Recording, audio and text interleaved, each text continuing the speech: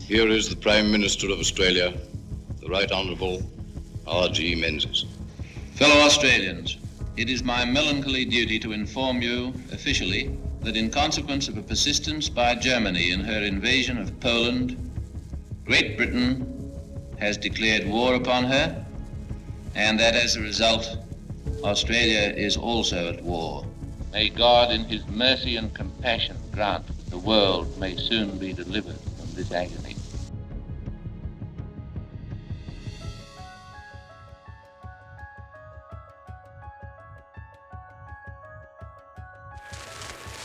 Yesterday, December 7th, 1941, a date which will live in infamy. The United States of America was suddenly and deliberately attacked by naval and air forces of the Empire of Japan. The United States was at peace with that nation.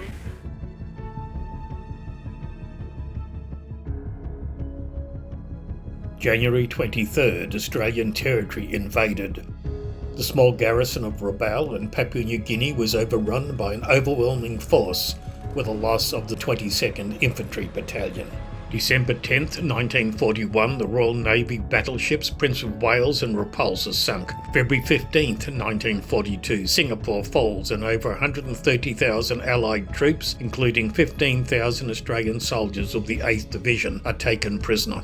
The bombing of Darwin on February 19, 1942, devastated that small but vital town.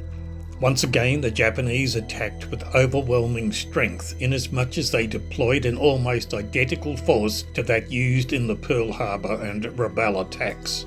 On the night of February 28th and March 1st, 1942, light cruiser HMAS Perth, along with the United States heavy cruiser USS Houston, are lost to enemy action in the Battle of Sunda Strait. May 8th, 1942, Coral Sea Battle. United States aircraft carrier USS Lexington sunk.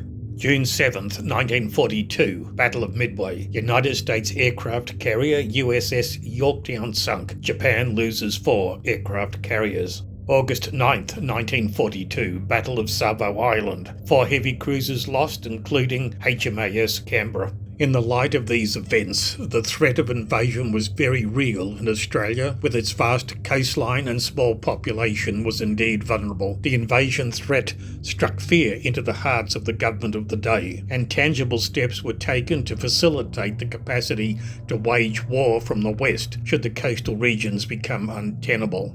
Leyburn's airstrip and personnel camp were completed by April 1943. In early 1944, RAAF Squadrons 21, 23 and 24, then equipped with Vultee Vengeance dive bombers, were the first ones to be re-equipped with B-24s. Initially, RAAF air crews were trained and flew operationally with the US Army Air Force until the RAAF Liberators were received. The first 9 new bombers formed Operational Training Unit No. 7, based at Tocumwal in New South Wales. With the ramping up of training, there was a need for additional heavy bomber airfields, and the then fallow South Queensland fields of Leyburn, Brimaroo and Cecil Plains were pressed into action. 200 Special Duties Flight was born out of the desire of the Allied Intelligence Bureau to have its own secure capacity to insert trained personnel into enemy-held areas by air. This applied principally to the Netherlands East Indies, now Indonesia, when Japanese forces had essentially been bypassed by MacArthur's campaign towards the Philippines and beyond. Supplying and maintaining contact with such operatives were obvious supplementary aerial tasks, and modified Liberators were the obvious aircraft for the job. Leyburn was chosen partly for its isolation, and a 200 Special Flight was formed on February 15th, 1945. The clandestine nature of 200 Special Flight's purpose and operations dictated the need for their sole occupation of RAAF Leyburn. 23 Squadron was relocated to Long Airfield in the Northern Territory, and 99 Squadron to Braimaroo in southeast Queensland. Such was the secret nature of 200 Special Flights operations. Members of 99 Squadron were accommodated at Clifton during its brief period at Leyburn. Leyburn is unique in as much as actual operations were carried out from this airfield. 200 Special Flight and tragedy were soon to become synonymous. Initially equipped with 6 Liberators, 3 were soon to be lost on operations.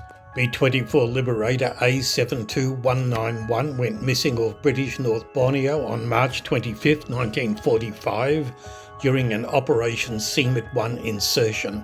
The aircraft was approximately 200 miles from the target area on its return home to its staging base at Minduru. Pilot in command was 200 Special Flights Commanding Officer Squadron Leader Graham Pockley, DFC and Bar. With Pockley's loss, Wing Commander Eric Reid took over command. B-24 Liberator A72159 crashed near Dili, Timor on May 17, 1945 on Sunbaker reconnaissance mission. B-24 Liberator A72177 crashed in British North Borneo on May 21, 1945 on Agas to Sorti. Within a few weeks of operation, 50% of 200 flight had been lost to enemy action, and the families of some 32 airmen and 9 Z-Team operatives would be grieving their irreparable loss. However, as is required in time of war, the collective courage and resilience of the flight rose to the occasion. In addition to this, another 5 Z-Team operatives were to lose their lives on covert ground operations after having left the peaceful surrounds of Leyburn. 200 Special Flight disbanded in April 1946, and the airfield fell quiet. In many respects, its wartime history remained shrouded in secrecy, along with the exploits of those who operated from its runways in 1945, those few remaining days of World War II. With the passage of time, the mantle of secrecy has dissipated, and its history has now become known and celebrated as it so richly deserves. As if raised from the dead, its triangle of runways and taxiway surfaces came back briefly to life with the staging of the 1949 Australian Grand Prix.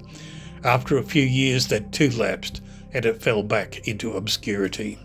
Today, the Roll of Honour fixed on one of the memorial stones in the Leyburn township reads in part, "We remember the following RAAF air crews and the undercover ground operatives of Z Special Unit who departed Leyburn and gave of their lives in Borneo and to Timor."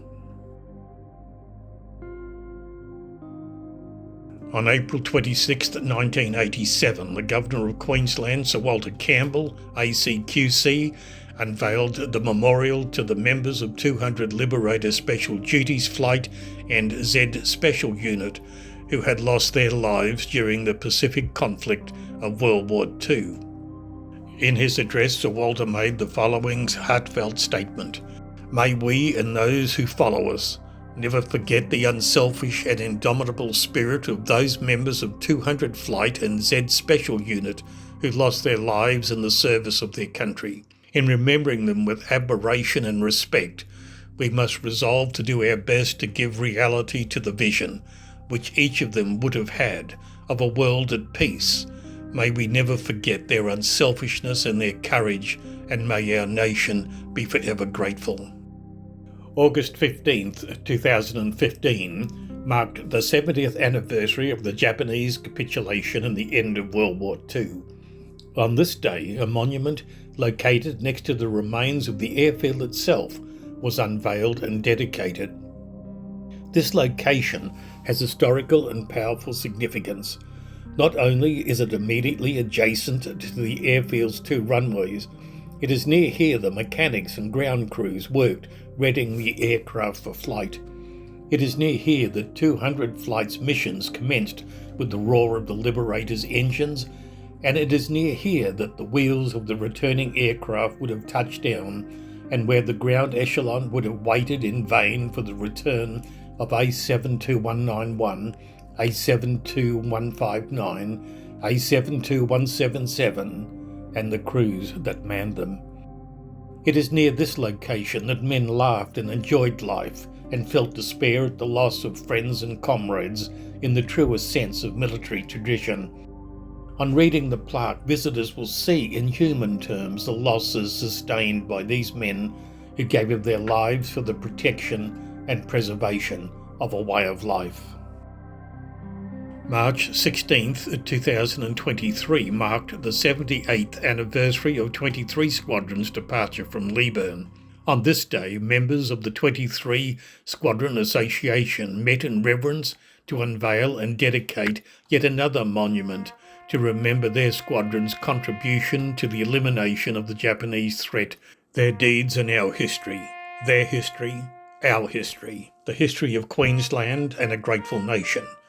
And in every respect, they form a part of the very fabric of the small and caring rural community of Leyburn. Their eyes have seen what no man's should see. Their ears have heard the cries and the tumult of war. We owe them a debt so great that we cannot forget, lest we forget. Beside the road I lie here still, abandoned long to nature's will. My buildings down, my people gone, my only sound's the wild bird's song. But my mighty birds will rise no more. No more I hear the Liberator's roar, and never now my bosom feels the pounding of their giant wheels. From the ageless plain their voices cast thunderous echoes of the past, and still in lonely revere their great dark wings sweep down on me. Laughter, sorrow, hope and pain, I shall never know these things again, emotions that I came to know of strange young men so long ago. Who knows, as evening shadows meet, are they with me still, a phantom fleet? And do my ghosts still stride unseen across my face so wide and green? And in the future, should structures tall bury me beyond recall, I shall still remember them, my metal birds and long-dead men. Now weeds grow high, obscure the sky. Please remember me when you pass by.